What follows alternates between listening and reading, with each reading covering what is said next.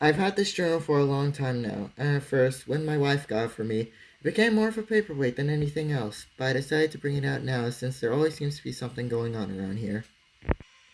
Recently, Sir Topham Hatt, who runs the railway, signed an agreement for this new nuclear power plant to be built along the branch line leading to Brendam. Of all the places they could have put it, they decided to put it in the most beautiful part of the line, in my opinion.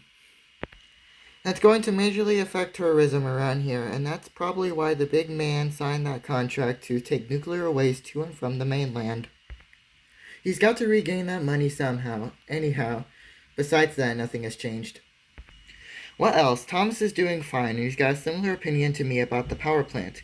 It's going to be an eyesore, but he does like the idea of doing more work. While I was talking to Leonard about how his son's birthday went, we could hear sirens blaring in the distance. We were scared at first, but lucky for us, Thomas needed to go light train back to Neffer to pick up his next train. We threw Thomas's throttle as we puffed down the line, seeing multiple firefighters speed past us when the line met the road side by side. Apparently, the sirens were coming from the power plant. Jesus, I hope that plant gets torn down soon. God damn it, I knew this would happen. We were waiting patiently at Wellsford for the rest of our passengers to board Annie and Clarabelle. But unknown to me and Sydney, things were going wrong at the power plant.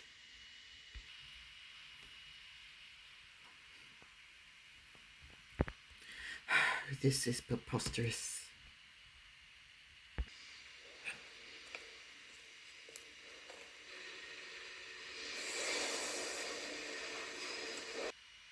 What the?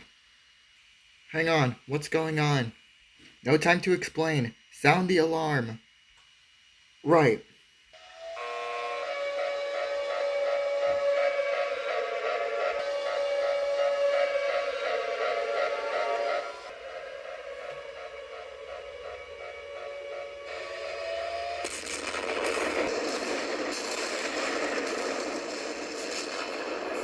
As an ear-shattering explosion boomed in the distance, the sky went dark and this huge cloud was visible in the distance. Me and Cindy were scared beyond belief. We couldn't comprehend what was going on. I helped him climb out of the cab window onto the roof to see what was going on. And what he saw was terrifying. Sydney scampered back down as the passengers cleared the platform faster than I have ever seen before. We knew the shockwave would be coming fast. The guard blew his whistle. We released the brakes, hit the regulator, and pulled the whistle for dear life, hoping to God that Cedric was still in the signal box.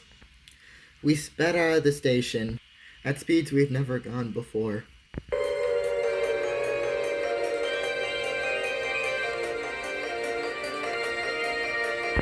Thank God he was, because without him we would have been killed. He switched the points, and shortly after we heard the honking of a horn in the distance. Birdie crashed his way through the level crossing and sped alongside us, determined to escape. But it was soon cut short by the sounds of tires screeching and metal crashing. Thomas tore down the line as his wheels pounded the rails fiercely. We soon saw Gordon going the opposite way, pulling the express. Thomas whistled and yelled for him to reverse, but it was too late. We found out later that he didn't make it out alive. Neither did Keith or Ted in his cab. We proceeded to push the tank engine as far as we could, steam erupting from his valves and gauges. We prepared for the worst as we rocketed through Crosby. The shockwave finally hit us. And Jesus, it was strong.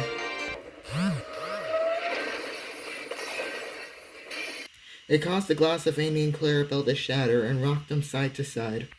But those things didn't stop us. We could feel the heat rising. We didn't stop until we got to Knapford.